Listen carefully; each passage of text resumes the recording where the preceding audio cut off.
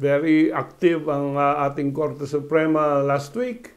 At isa pang desisyon na nilabas nila, yung formally executives na hineld in contempt ng Senado during the investigation insofar as yung mga anomalous purchases during the COVID-19 pandemic, ay dineclare na null and void yung pagka-aresto ng mga formally executives.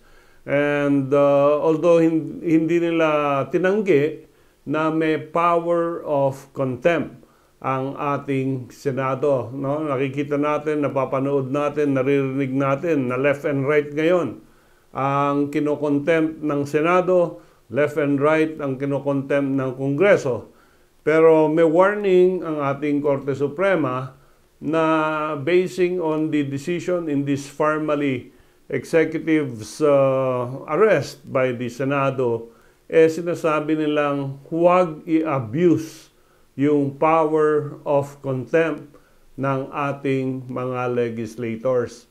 And just because hindi makasagot, sabi ng Korte Suprema, just because inconsistent ang mga sagot, just because ayaw sumagot, hindi mo dapat kinukontempt yan at hindi mo dapat inaaresto at hindi mo dapat dinidetain yung mga tao, yung mga respondents. No, ang power of contempt should be exercised with diligence, sabi ng ating Korte Suprema.